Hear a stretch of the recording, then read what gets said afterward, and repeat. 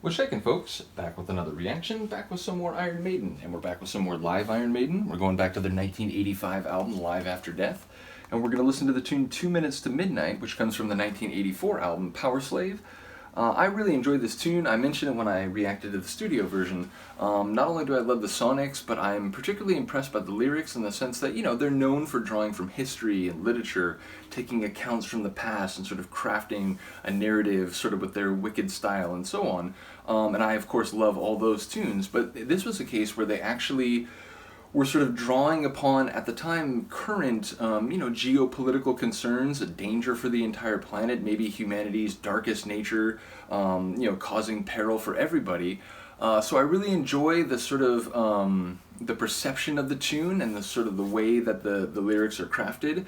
And once again, it's a testament to their songwriting quality that, decades later, this song feels just as, if not more relevant. So once again, shout out to Iron Maiden, both lyrically and musically, but let's listen to it. This is a live performance of 2 Minutes to Midnight from the first disc of the 1985 live album, Live After Death. 2 minutes to midnight!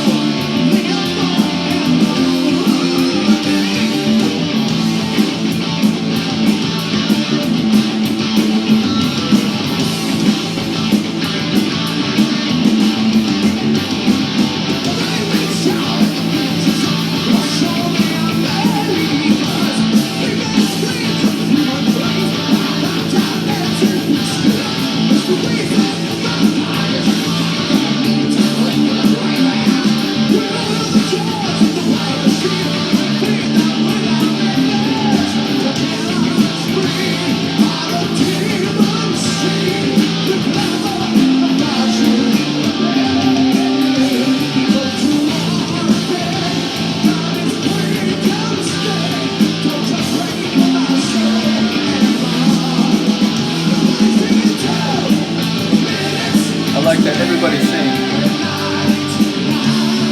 Their rapport with the crowd is crazy.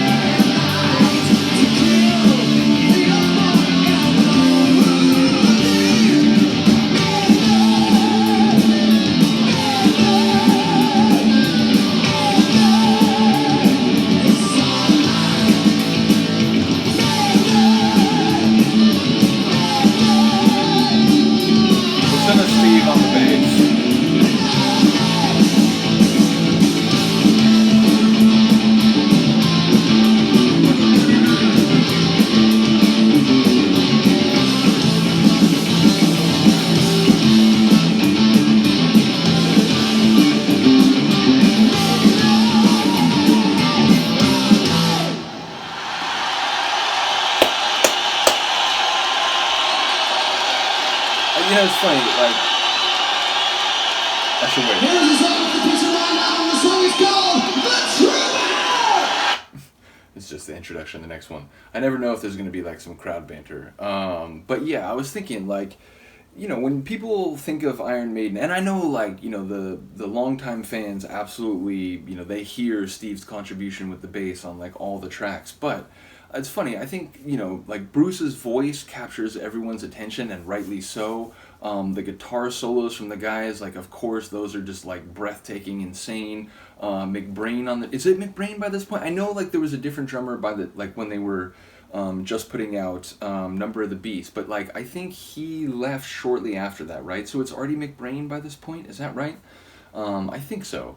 And again, you know, when people, like when I've seen a lot of their like live performance videos, you know, there's always close-ups of him looking maniacal drumming, but I feel like sometimes like the bass is such a crucial ingredient to what is going on in their songs.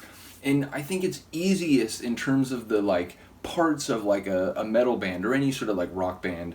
It's easiest to forget about the bass. It's easiest to forget about what it's doing. And yet I find myself from time to time when I'm listening to an Iron Maiden song, suddenly I'll just key in like, oh my god, listen to Harris on the bass. It's ridiculous.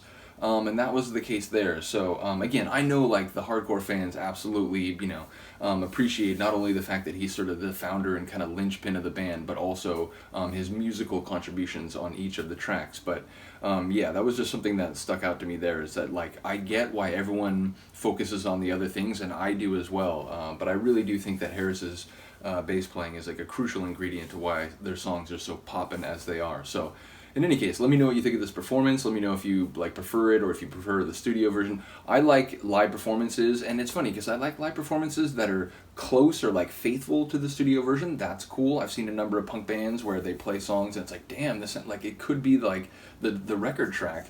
But I also appreciate when they sort of add something, or they go beyond, or they extend it by, you know, putting a longer instrumental section. So I like when a tune goes beyond the studio version too. So yeah, let me know what you think. I think this is a little longer. I think the studio version might be like a minute shorter or so, because this felt like maybe 6 minutes long. I didn't actually check. Yeah, a little bit over 6 minutes. So I feel like that is longer than the studio version, and it couldn't have all just been the bit at the end and the beginning, because the beginning it just got going right away, and the bit at the end was maybe 15 seconds. So yeah, I do think that's a bit longer. And yeah, let me know if there's a remaining tune. I think again, this may be the 7th or 8th tune that I've done from this double CD, but that means there's at least like 8 or 10 tunes left. So yeah, see which ones are remaining, and if you want to see a reaction to one, let me know. I'm going to keep going through the studio albums too. So many songs, and I think there's like a couple albums where I've done like one tune. I think, whatchamacallit, the Final Frontier, I think I've literally done one tune from that. So yeah, there's a few of the albums like post-2000 that I definitely need to tackle a little more regularly. So in any case, let me know if you have a request. Let me know what you think of this one. I will see you next time. Peace.